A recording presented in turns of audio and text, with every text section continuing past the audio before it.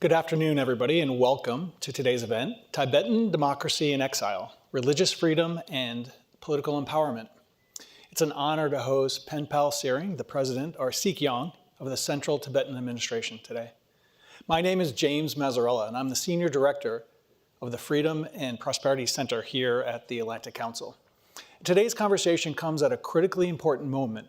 Just yesterday, well, in addition to the Dalai Lama winning a Grammy, just yesterday, the Tibetan refugees around the world cast their ballots in the preliminary elections for president and parliament for their exiled government.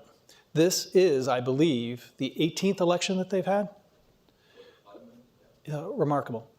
While the final election will not take place until later this spring, yesterday's vote highlights a very distinctive democratic process. An entire electorate across 27 countries on the same day voting for representatives tied to the provinces from which they were forced to flee and which many have never even been to. Over decades, His Holiness the 14th Dalai Lama has deliberately transferred power to elected institutions and embedded democratic governance and religious and other freedoms into the foundations of the exiled administration.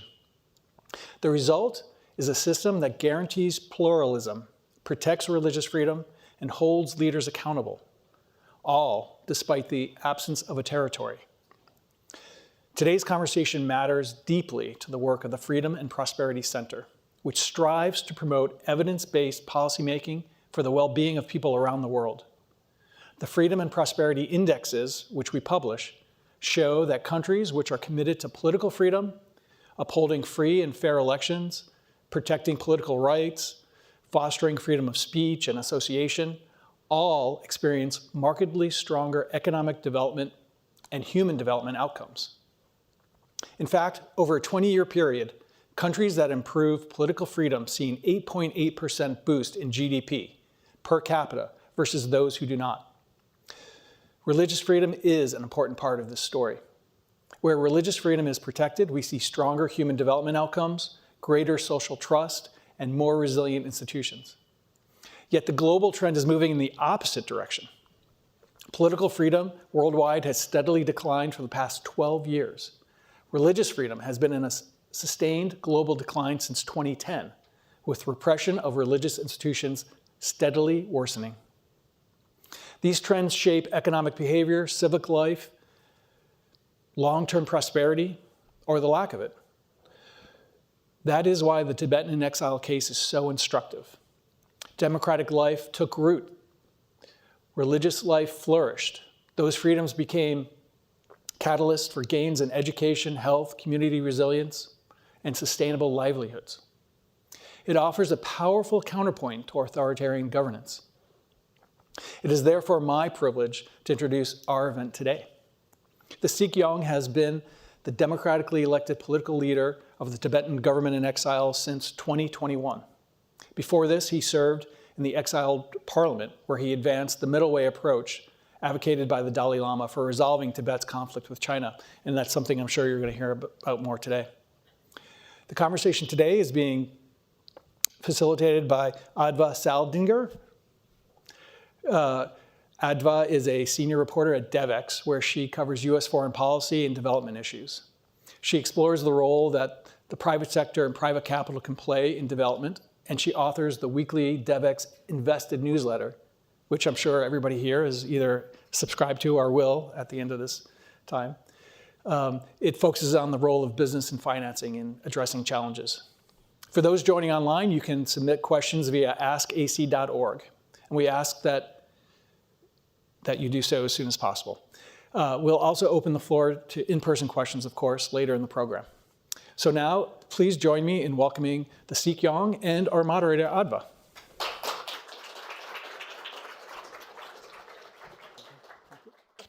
Thank you, James. Thank you.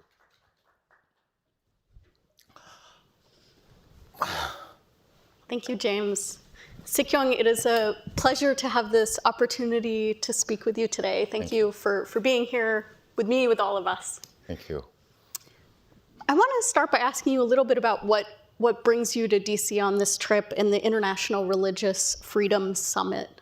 and why you feel it important to be here and to be discussing with the US government, with others, the importance of religious freedom. One of the reasons, of course, is to attend the International Religious Freedom Conference, which we did this morning. We got a spotlight with Speaker Pelosi on the freedom of religious belief for the Tibetans inside Tibet, and also to do with reincarnation of His Holiness the Dalai Lama. And then, of course, there was this book launch by Professor Lau. His Holiness is trying to seek a negotiated, peaceful, mutually beneficial solution for the Sino-Tibet conflict, which could be lasting. So the US government has played quite a role since 2002 to pass the Tibet Policy Act, and then there is the Tibet Support and Policy Act signed by President Trump into law. And then in 2024, we had the Resolve Tibet Act, because we changed our strategy a little bit. We were focused on the middle way, but then we started seeking acknowledgement for the historical status of Tibet as an independent state and the current situation of Tibet under the repressive Chinese government, a path called the middle path based on the Buddhist thinking. So when we say middle, there are ends to it. And if there is no recognition for the ends, then there is no value for middle way. So based on that, we have been working with the US government over the last, from 22 to 24, and got this Resolve Tibet Act passed. And Professor Lau's book, which is based on imperial Chinese historical records. And he's a Chinese scholar and proves that Tibet has never been considered a part of China by imperial Chinese records, if you can consider the Yuans, the Mongols, and the Manchus as Chinese dynasties. They have never considered Tibet as part of China. And there was also a legal perspective research done by Michael Van Wall Prague, which looks at Tibetan history from an international legal perspective and proves that Tibet has never been part of China. So these are some of the things we have been taking around the world, and also the issue of His Holiness reincarnation, where China is more concerned about the yet to come 15th Dalai Lama than the living 14th Dalai Lama. So we have to put our narrative on the world stage, I think, which we did quite well on His Holiness' 90th birthday last July, where we had some 218 media people from around the world in Dharamsala for about a week, and His Holiness made his statement, his position on what Chinese have been saying, because China has three positions. One is that they will look for the 15th Dalai Lama within China, which means the communist government is ordering the Dalai Lama not to be reborn outside Tibet or China. And then the second position is the use of golden urn, which they say is a tradition. And my argument is there have been 8 Dalai Lamas before the golden urn, or the so-called golden urn, supposed to have been introduced in 1793, but there's no evidence of that. So we are also planning to hold a conference on Tibetan history among a series of it, and also focus on this area of the golden urn, where China is misused for the 11th Panchen Lama, for the selection of the 11th Panchen Lama, which they will do again for the next Dalai Lama also. So these are some of the things, narratives that we need to push into the international. The Resolve Tibet Act also talks about the historical status of Tibet, because China keeps saying Tibet has been part of China since antiquity. And the book by Professor Lau is also a personal revelation for him, because when he was going to a Chinese school, they were always taught that Tibet is part of China since antiquity. And when he reached university, he found that the communist government is asking every other government to say Tibet is part of PRC. So he wondered, what is the truth? So he went looking for that truth, and he found this, and he came out with a 1,300-page book, which are irrefutable evidence of Tibet not having been part of China.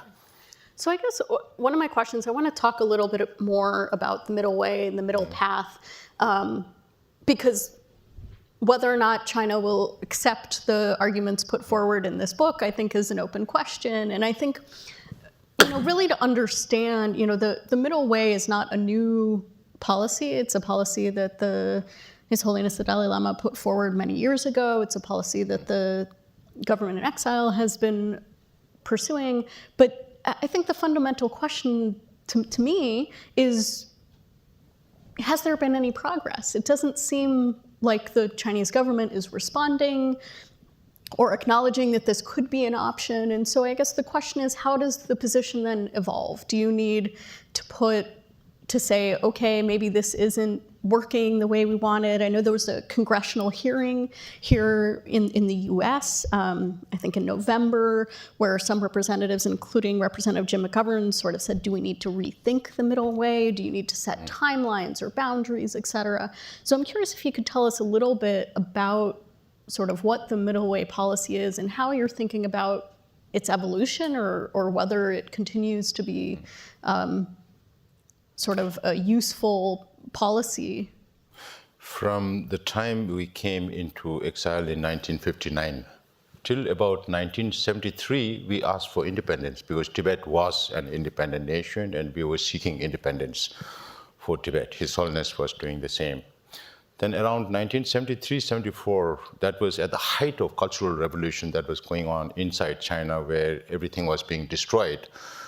Some 6,000 Tibetan monasteries were destroyed. 1.2 million Tibetans died as a direct or indirect result of China's occupation. Then His Holiness thought about the survival, the existential problem of the Tibetans. So it is more important to preserve the Tibetan identity in form of language and culture and religion than seeking independence, because at that time, no countries were supporting Tibet.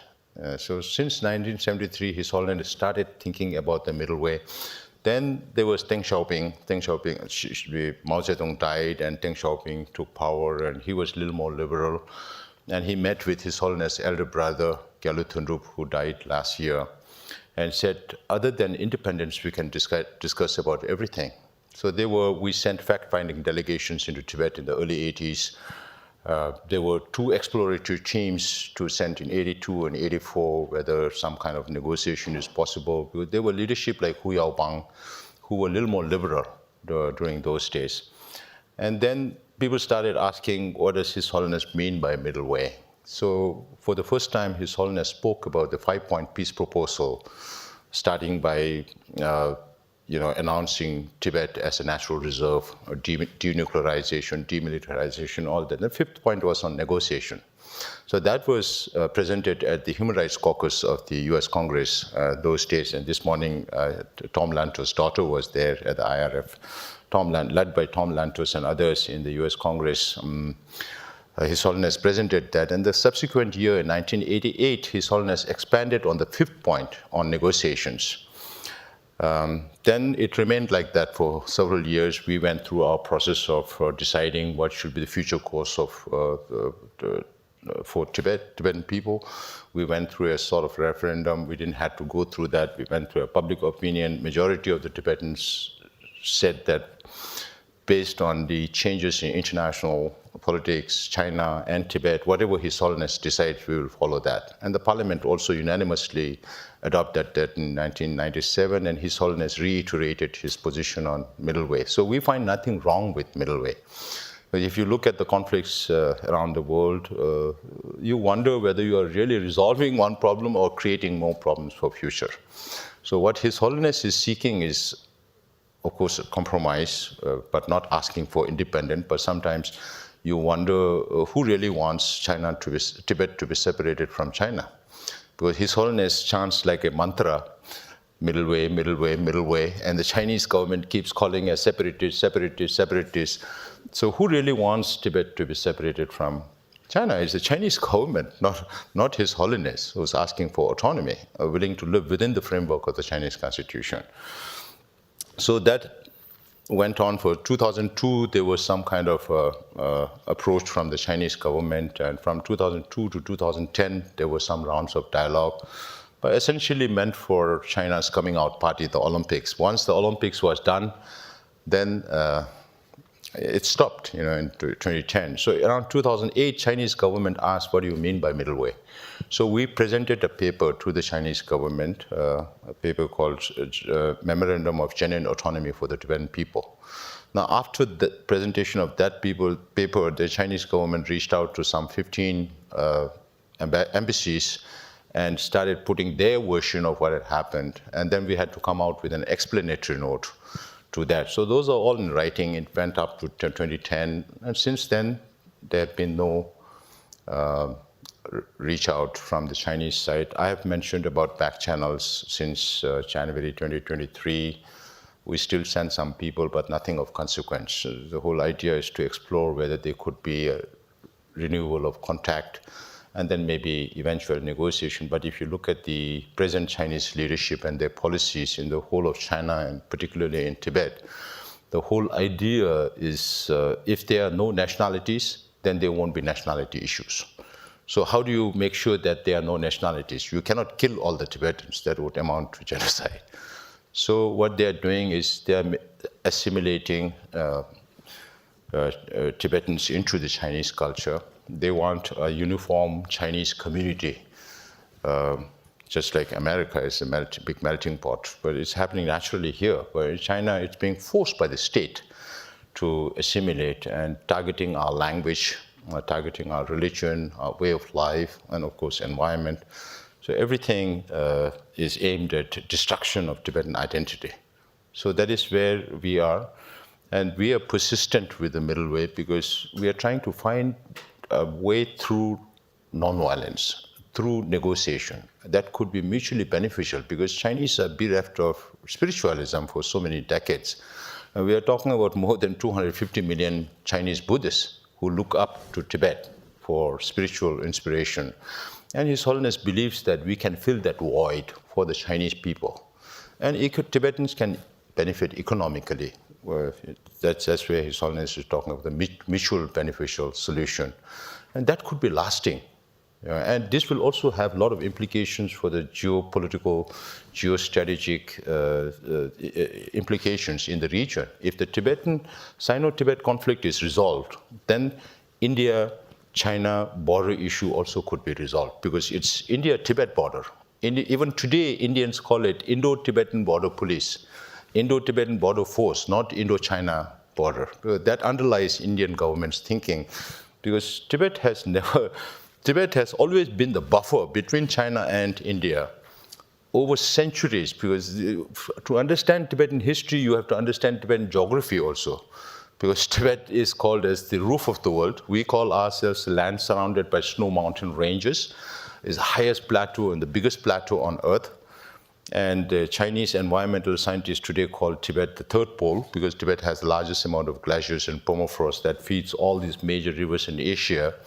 And then Tibet is also called as the water tower of Asia. So it has a lot of environmental, geostrategic, cultural implications, not only for the Tibetans, but for the whole world. So His Holiness believes in the idea of common prosperity, common benefit. He appreciates the concept of European Union.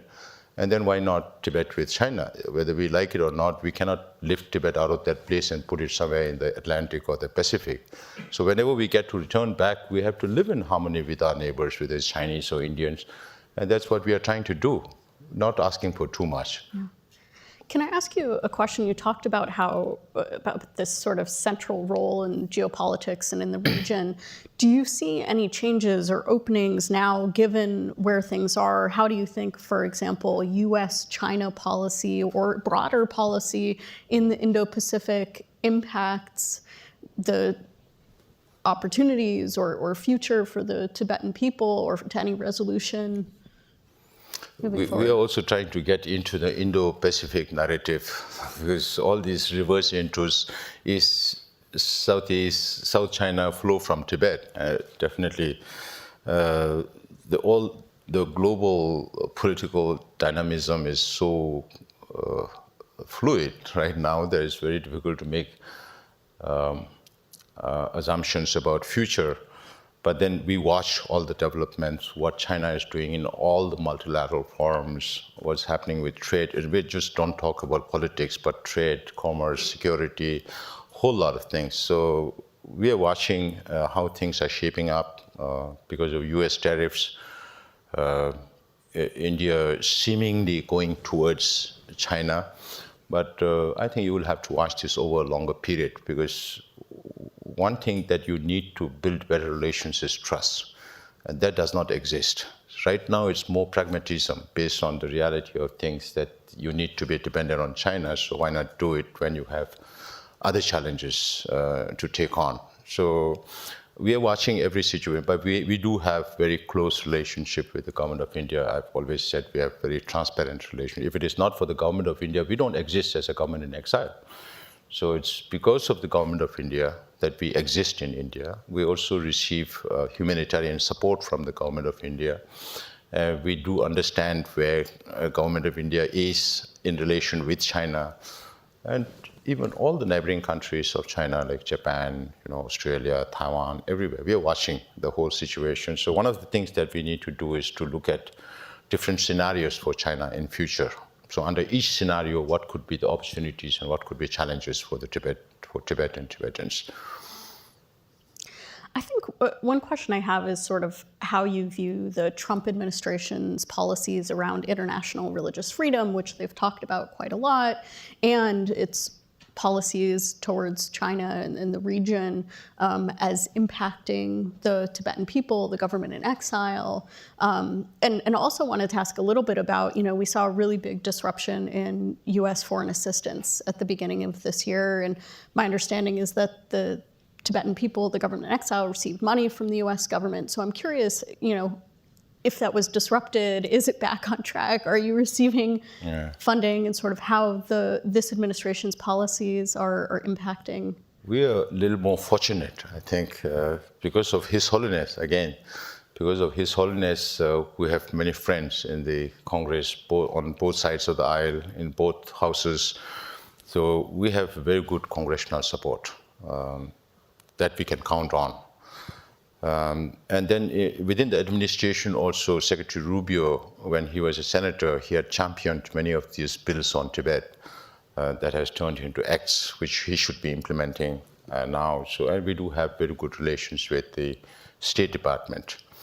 So there was no formal announcement, but we believe that the Special Coordinator for Tibetan Issues have been appointed. On the funding side, the cut was universal. So it's not only for Tibetans, but our offices here, the International Campaign for Tibet, the Office of Tibet, and all our friends in the Congress, we all work together in the State Department. Everybody worked together to get back at least half of the funding. From 12 million, we are getting back 6.8 million, which not many others have managed to do. And we are also happy to say that we have the provision for budget in the 2026 budget, which will be passed today, hopefully in the House, and then signed by President Trump into a law. And there is a new wording in the appendix that says that for the purpose of the act, the Central Tibetan Administration would be considered the Tibetan government in exile. So this is also one step forward. So we are trying to reach to all the political parties, and every political party has been supportive. And all the institutions are also supportive. We are also reaching out as much as possible. So we are a bit safe. But then again, on religious freedom, it's a core value of the American democratic system. And Ambassador Brownback has been quite generous in inviting us for the IRF along with the organizers. And I mentioned about the Article 18 Alliance of Religious Belief, which was hosted by Czech Republic last November. We got support. So we are trying to reach out. One of the advocacy work that, because China is very concerned about the 15th Dalai Lama, so we have to do our own thing. So the first community that gets impacted is the Tibetan community. So we got all the Tibetan community together to write to His Holiness about his reincarnation. That's why His Holiness made this statement on July 2nd last year about his reincarnation. That we reached out to the larger Tibetan Buddhist community in the Himalayas, in the Mongol area, Russian Republics of Tuva, Kalmykia, Buryat, and new adherents of His Holiness. We also reached out to last September. There was, for the first time, there were representatives from 12 different countries of Southeast Asia and East Asia, from South Korea to Philippines, Malaysia, Brunei, Singapore, these 5 Southeast Asian countries, Laos, Cambodia, Thailand, Vietnam, Myanmar, Sri Lanka, and Bangladesh, they all came up to Dharamsala, offered His Holiness a long life prayer for his 90th birthday, and conferred on His Holiness the title Supreme Patriarch of the Buddhist world. So, as a government, United States already has this law in the form of Tibet Support and Policy Act, wherein they have this element of His Holiness reincarnation, which also talks about sanctioning Chinese officials who would be responsible for choosing the next Dalai Lama. And we reached out to other governments in Europe, so UK, Germany, France, Holland, Iceland, Estonia, and Lithuania. They jointly issued a statement on the religious freedom of Tibetan people and the right to choose their incarnation according to Tibetan tradition. I did want to ask you a little bit more about questions of succession, because I think, His Holiness the Dalai Lama is 90 years old, and I think it's something a lot of people are thinking about for the future of the Tibetan people. Obviously, he's done a lot to devolve his political power to the administration, but he still is really plays a very important role in the community. And so, you've talked about sort of the Chinese government's desire. They've said they'll maybe select the next Dalai Lama. So what happens in a world where maybe there are 2 that are put forward as a successor? What are some of the challenges you see, and how do you think that will impact sort of religious freedom and regional stability? I keep telling the Chinese, do you want a lifelong headache or not? If you want a lifelong headache, then you should choose 2 Dalai Lamas. By that time, when these problems are there, Xi Jinping won't be alive in this world. So he creates the problem and leaves the world. So that doesn't make sense. So if the Chinese are smart enough, they should respect the Tibetan people's religious belief. That's what the Chinese constitution also talks about. But of course, they use His Holiness reincarnation as a political tool. Of course, His Holiness keeps saying, I'll live for another 2 decades and more. And I keep telling the Chinese, this message is for you, because you're waiting for this Dalai Lama to die, and His Holiness keeps saying, I'll live for another 2 decades and more. There will be challenges, of course, and we will have our own Dalai Lama in exile. But if you look at Chinese Panchen Lama, who is now they send him more and more into Tibet and also give him more liberation, space to organize religious teachings and all that, because they will use him eventually to choose the next Dalai Lama. But within the Tibetan community, inside Tibet, he is not respected. If you ask about the Chinese, they say, oh, a fake Panchen Lama, or they would say he's just another leader. So just to show their displeasure, they don't sell the pictures of Chinese Panchen Lama, which they can do if they want. And they can't sell the picture of His Holiness Panchen Lama is nowhere to be seen. The only picture was when he was 6 years old. So to show their displeasure, they sell pictures of only the 10th Panchen Lama. So those things are there. So these Chinese Panchen Lama, he has never been able to travel outside, except for a short, brief visit to Thailand and Hong Kong. There was talks about him coming to Nepal, which he never could. So where's the influence? So the Dalai Lama that will be born in the free world can travel any part of the world, spread the message of peace and compassion. So the leverage is different. The one will be under the control of the Chinese government, will not be given access to travel outside, or they might fear that he might, leave the country. So there will be a lot of things, but what we are most fearful is that if there is no peaceful resolution to the Sino-Tibet conflict before this Dalai Lama leaves this world, one can imagine the emotional implications for Tibetans inside Tibet. And so far, Tibetans are restrained by His Holiness. His Holiness keeps saying that if you take up violence, I will no more be responsible for the cause. So it's not like Tibetans cannot take up violence. Tibetans were warriors. We were a big power in Central Asia between 7th to 9th century when we conquered the capital of China and put a puppet emperor there and went up to Samarkand, present-day Uzbekistan. That used to be the extent of Tibetan empire at one time. It's only because of Tibetan warriors. It's not like Tibetans cannot kill. But they burned themselves. So we were talking about 157 self-immolations, most of them between the age of 17 to 35. They've never witnessed independent Tibet. They've never witnessed cultural revolution. They see only what the Chinese government is doing to Tibet and Tibetans today, and are driven to this act of self-immolation, hoping against hope that the Chinese government will pay some attention to their plight, or the international community will come to their rescue. But unfortunately, China knows that, China makes sure that there's no evidence of any of this kind. And the world does not listen only to pictures. They need credible evidence. I wanted to ask another question, because as time continues to pass and the Tibetan community in exile becomes more assimilated into the places that they've lived, and many of them have never been to Tibet. I believe you including have been, me. Yeah, including you. Is there a concern that the identity, that the strength of the government in exile weakens?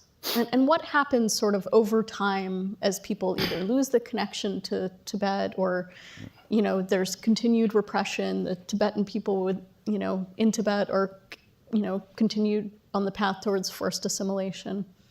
So there are some things that we are doing and we need to do, including strengthening the relationship between the Tibetan leadership and the general public, because His Holiness does not travel as much as he used to before.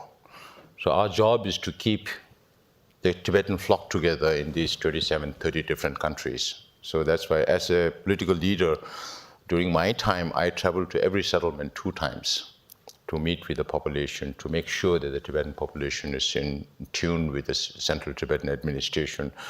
And one of the things that we also need to do is institutionalize our relationship with governments. Right now, wherever we travel, we receive little respect from governments and parliamentarians because of His Holiness the Dalai Lama. So now, when His Holiness is alive, we have to institutionalize our relations with governments that will set a precedent for the governments to follow for another 15, 20 years down the line.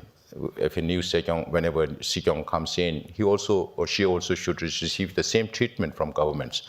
So this is what we are trying to do. 2 things. One is to strengthen our institutions here, keep our relations with the public intact, even though we are physically becoming more distant, but to keep them emotionally close, which His Holiness has been doing over the years.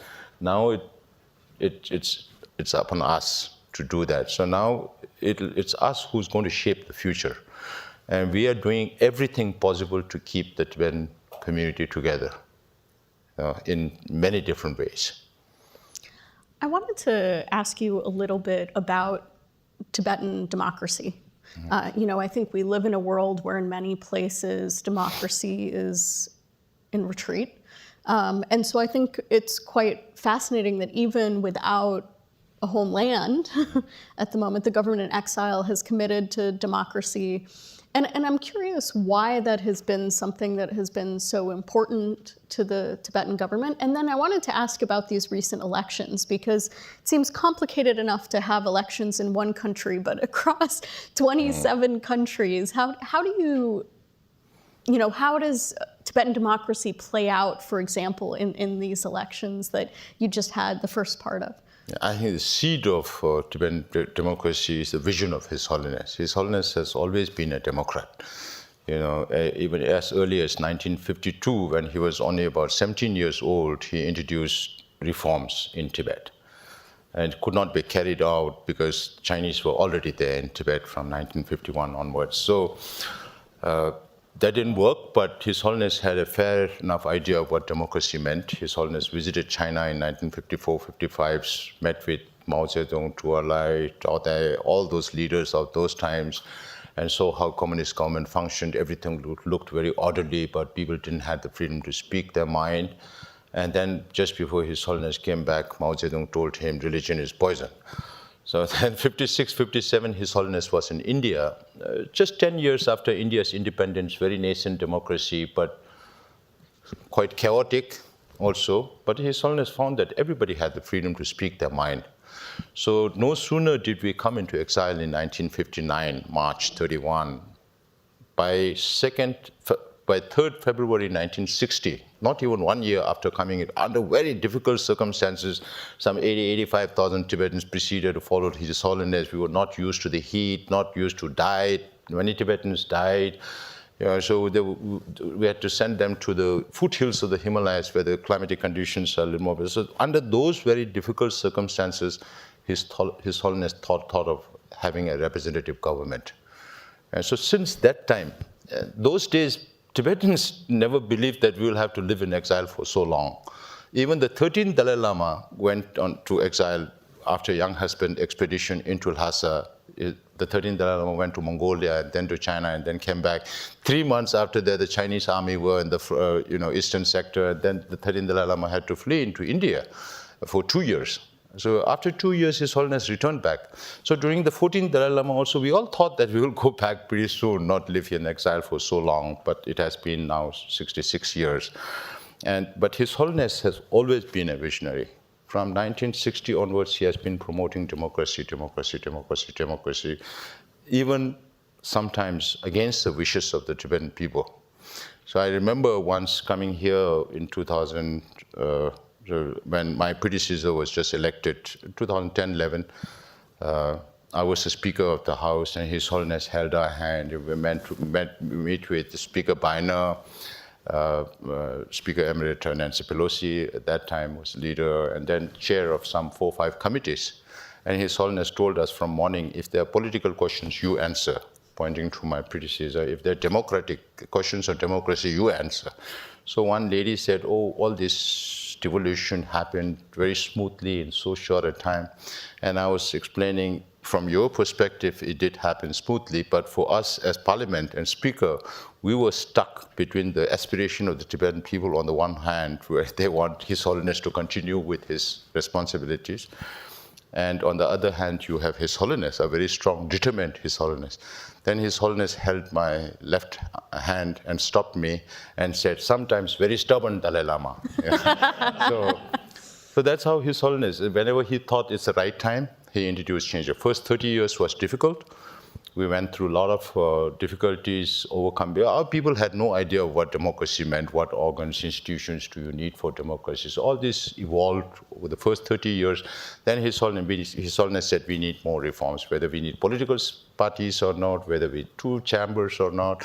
So some 4 or 5 suggestions. We could not agree on any other thing other than increasing the number of members. So from 1991, the Parliament became a fully functional legislative body. Then 2001, 10 years after that, His Holiness, again, we need more changes. I'm not going to live forever. So we changed to, direct election of the current Chiba. That was the first direct election. Then 10 years after that, His Holiness said, I'm going to completely devolve all my, I was the Speaker at that time. So this is the democratic evolution that we have seen over the last 66 years. And because of His Holiness' dogged pushing the Tibetan community towards democracy, unlike many other democracies where you have to, spend blood and sweat to get it, it's the other way around for the Tibetan community. We were reluctant to take power. His Holiness always keeps insisting. So I think His Holiness did all this purposely at different stages, looking at the compatibility of the people to be able to take up those responsibilities. And today I can say pretty confidently that we have now democratic experience over the last 65 years, and people are also maturing to this. People are becoming more informed, all that. So we have, that's why we keep saying Tibetan government-in-exile is the only government-in-exile with a fully functional democratic polity. We have our Supreme Justice Commission, we have our Parliament, we have our Cabinet with 7 ministries or departments, and we have the 3 autonomous bodies of Election Commission, Public Service Commission, and Auditor General's Office. Right now, China is doing a lot of smear campaigns on corruption. We don't have enough money for corruption. We are corrupt-free. We are corrupt-free. We have a very good accountability system, internal audit, and then finally having to go through Indian audit. And the Election Commission is responsible for holding this election every 5 years. And then aside from that, we have local assemblies, the local legislative bodies in all the Tibetan settlements. So Tibetan Freedom Movement, those elections are all conducted by free and fair by the Election Commission. So we go through 2 rounds, both for the parliament and the Sikyong's post. The first round is the preliminary round, which we voted day before yesterday, on 1st of February. And the final round has to happen on April 26th. So the result will be out, official result will be out of the preliminary on 25th February, because it has to come from all over the world, and then Election Commission has to total it up, and then, without mistake, announce it. So this is what we follow. First round, you can vote for anybody.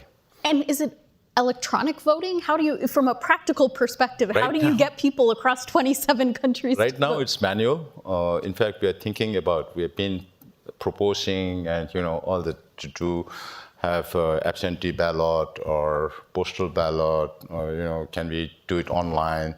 But right now, all the important organizations have not been able to concur on this, but otherwise we are willing to. We are not lacking behind in using technology.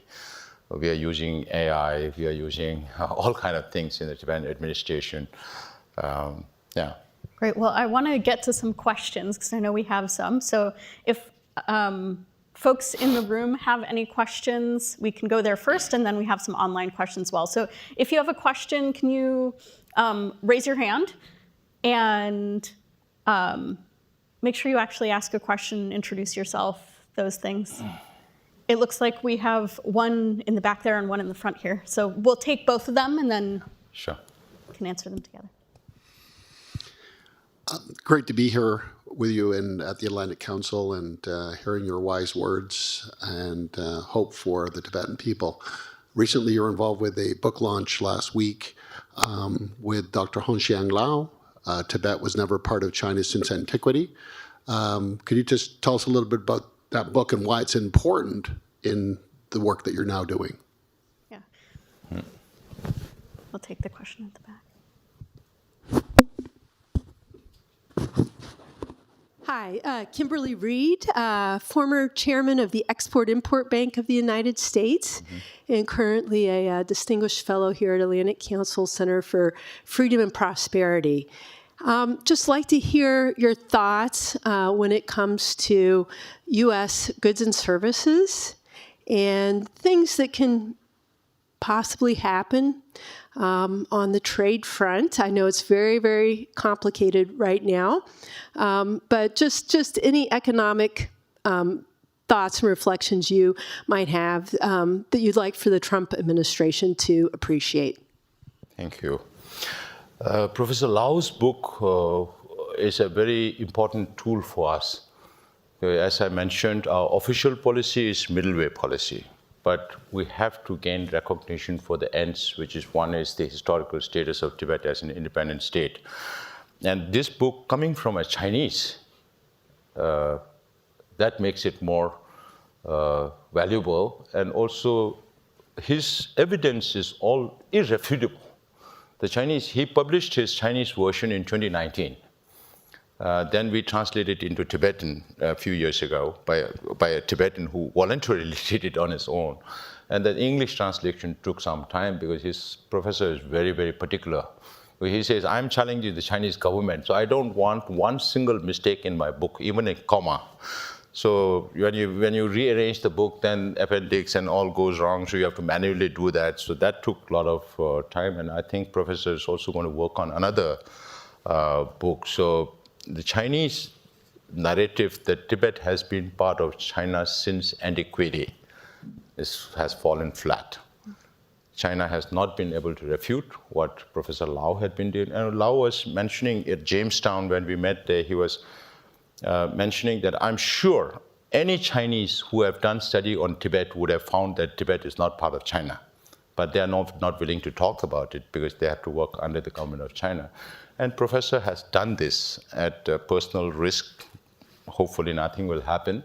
But then he had the courage, as a Chinese, he had the courage to speak the truth, and which we have not been able to do, the research, kind of research that professors did, because you have to understand traditional Chinese to be able to, the books and all are there. So I asked the professor, now that you have used all these documents, do you think Chinese government will withdraw all these documents? He said, no, it's not possible, because it's part of Chinese history. So he's taking all these elements of Tibetan independence, not being part of China, from the Chinese history, which they cannot take off the websites or online. So you can still have it in Hong Kong or Beijing libraries. So those are very much there. So you cannot refute that. That's why it's very important. And I keep carrying Lao's book with me when I visit every foreign ministry or politician when I meet them. And Lao's book, we started distributing from yesterday to all the members of Congress that we meet, that the ones who are going to meet tomorrow, a lineup of them tomorrow. So yeah, this is the narrative that we have to spread. It's very important for us to, so that will put our cause in the path forward. Then US-China, I'm not an expert on business and all that, but I think right now the common refrain is that US has to get out of the stranglehold of China's rare earth supplies. So once you do that, then you might have more leverage with China, but that will take some time. It's not easy to get a supply of rare earth back on track in such a short time. But that's a leverage that China is using. China has been using all the kind of leverage that America is using today. So it's pointing fingers at each other. But I have always been saying that we should give less business to China. Because this year also China managed to meet its GDP expectations because of exports. And export has increased by about 25%. Last year, China had a surplus of about 876 or 92 billion. And this year it has gone to $1.2 trillion of foreign exchange. So once they have all this money, then they splurge it on space technology, on dual-use technology, on military, and all the things that the free world doesn't want. So I keep saying, one of our German friends said, he was asking me about China, the dragon is biting at us and all. I said, see, the dragon at one time was very weak. But it was United States, Europe, Japan, Taiwan, all of them combined together to make China for what it is today. And now knowing that the dragon is biting at you, if you still keep feeding the dragon, then I tell them, whose fault is it? And there has to be, especially from a European perspective, I keep telling them, just like Prime Minister Carney had said about the middle powers at Davos conference, that the Europeans need to come together. If you don't come together, have a common trade policy or a foreign policy, then China is going to pick one nation after another, just like the colonials used to do against the colonies of divide and rule and carrot and stick. Same thing China is doing against the Europeans today. So they have to learn from all this and have a common front. When Norway conferred Liu Xiaobo with the Nobel Peace Prize, China was doubling down on Norway. But if you take Norway with China, Norway is a very small country. If all Europeans don't come together, China is going to gobble you up. So that's what is happening. And when I was in Mexico also, some people tell me, why you are going to Latin America? You won't have government support. But I said, we need to educate people. We don't go to Mexico just to explain about Tibet, but we are also concerned about Mexican people or the Canadian people. Because, of course, you recalibrate relations, but then again, where it's going to lead to. Is China going to force you to buy more? Because China is now promoting free trade everywhere, because that's what they want. They have surplus of products, right? And you have already seen about 20% increase of imports in all the Southeast Asian countries from China over the last few months. In Europe, about 8 to 10%. In the African countries, more than 20% increase of Chinese imports. And the Chinese now, secondary market for Chinese EVs are becoming Brazil and Thailand. So China is diversifying, but then again, the question is how much purchasing power does the global South have, unlike the Europeans or the Americans? So there are a lot of things that we need to keep in mind, but even in Mexico, I told them, we were taken on a small street with toys on all sides, and when I looked through the window, there's all Chinese boxes. So I told the Mexican, your toy industry is gone now. And some were saying, oh, the Chinese products are cheap. I said, yes, it is cheap, it benefits the consumers now, but over the long run, if you keep buying more and more Chinese products, cheap products, all your small-scale industries and mid-sized industries will collapse. Then your people will become jobless. Then you won't even have enough salary to buy cheap Chinese products in the long run. We have a couple questions that came in online, sort of also asking about politics. So I'm going to put two of these questions to you at once because we are running short on time. Sure. But we have one question that you'll see here as well from Marjorie Mandelstam-Balzer, who asks, has the position of His Holiness the Dalai Lama changed regarding talks with China since President Trump came to power and has sort of destabilized international relations? And I'll also put another question to you from Carolyn Costello, who says that Trump will visit President Xi in Beijing this April. If you could add one Tibet-related deliverable to the list of items that Trump will discuss during that meeting, what would it be? That would be to take Tibetans seriously and negotiate with them. And that's also part of the 2002 Tibet Policy Act for the US government to report on negotiations and also encourage negotiations.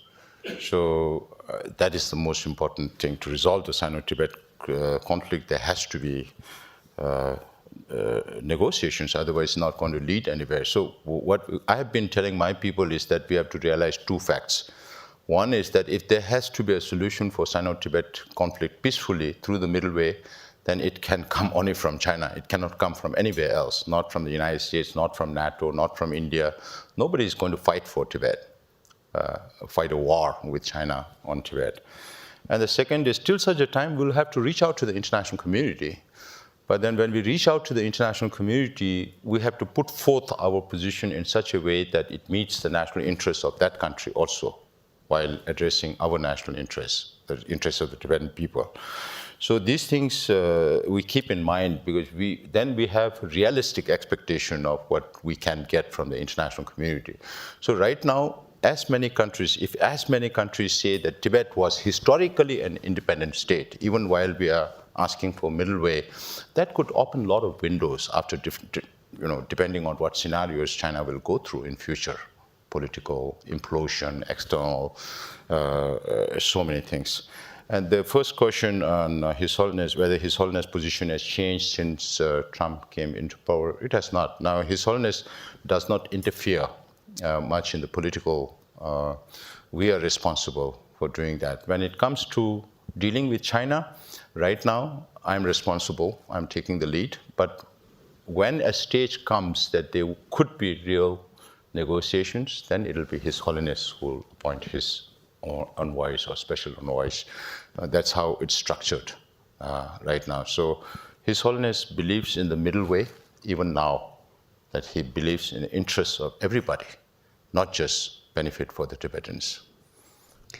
So I think in closing, I just want to ask you what role you think international actors can play. So you talked about just now sort of this recognition of the sort of historical accuracy of Tibet being independent, but what do you want to see? What are you asking? You said you're meeting with a bunch of members of Congress. What are you asking for? What does the Tibetan administration need from the international community? What type of support? It depends on government to government. Government to a little rich, then we extend both our arms, one for political support and one for financial programmatic support. Governments that don't have much fund, then we ask only for political support.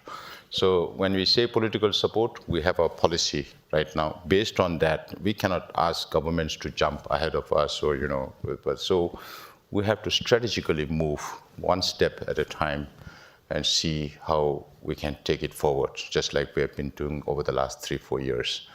So again, we need to increase our visibility. We need to increase our outreach, because the more I come here, the members that I keep meeting now, we are on first name terms, So that's how you build relations. That's how you build networks. So we will have to reach out to the international community more than ever before, explain about the issues. So the two issues we talked about, the reincarnation of His Holiness, where we need support from the free world as to what Tibetans are thinking.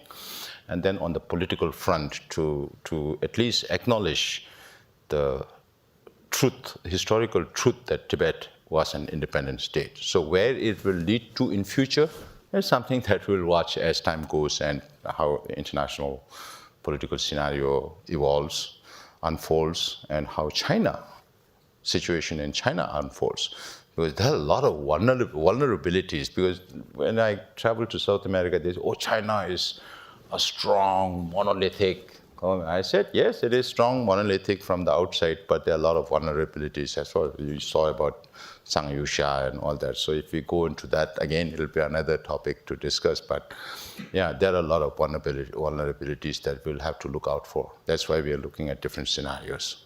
Great. Well, unfortunately, we are out of time. But Sikyong, I wanted to thank you so much for being here and being with us and sharing all of your insights. Thank you, Adva, for welcome.